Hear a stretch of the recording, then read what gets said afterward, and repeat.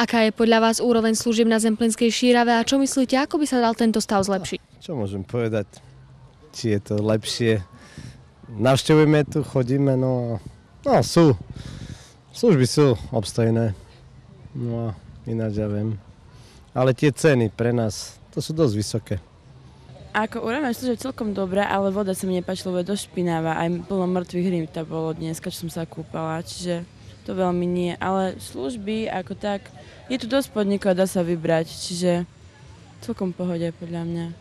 Nie je to zlé. Dá sa tu aj najesť, aj vypiť všetko. Tak investovať tú kopu peňazí, hlavne do vody. Čo vám iné poviem? Len to. Woda jest troszkę brudna w jeziorze, więcej basenów, bo jednak ludzie to w basenach przebywają. Tak služby sú dobré, až na to tá úprava pláže tam kolo vody, to je otrasné dačo.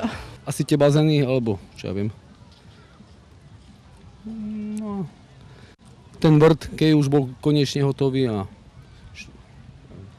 lepšie pivo, klobásky.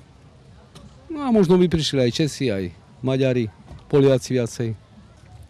Viac reklamy, viac viditeľniť v televízii napríklad, alebo niekde v rádiu nejakom.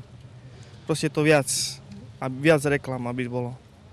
Viete čo, ako kúpalisko veľmi pomohlo tomuto ruchu. Čo sa týka stankov, strašne mi to pripomína Chorvátsko, Grécko, ale o Šíravu, o pláž by sa viac trebalo starať, aspoň podľa môjho osobného názoru. Nejaké tie pieskové pláže alebo nejaké atrakcie skôr pre tie deti a tak podobne.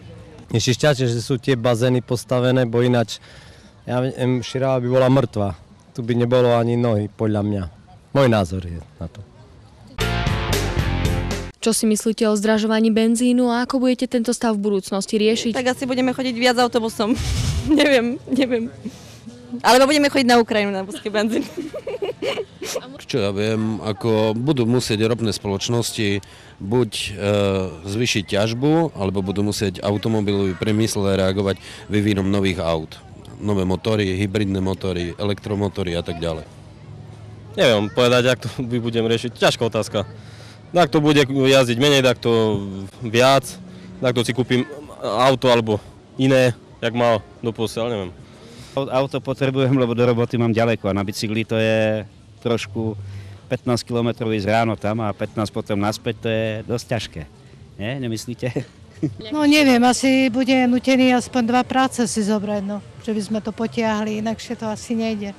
60-70 korún, keď pôjde za liter benzínu, tak sa budem voziť MHD.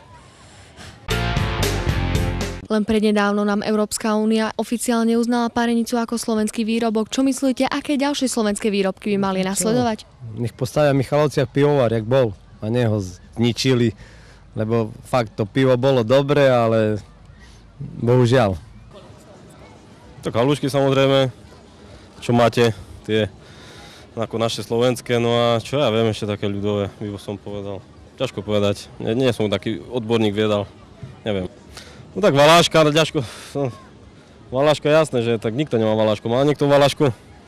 Pozná valášku niekto na svete, okrem Slovákov? Asi nikto, čo? Ja si myslím, že tie slovenské jedlá, tá brinza a tak ďalej, tie naše výrobky, ktoré propagujeme na celom svete a mali by dostať uznanie.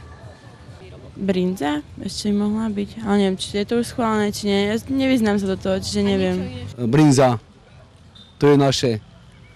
Parenica, no a pivo je české, tak na to nemôžeme mať. Dobré vinko, pekné dievčatá.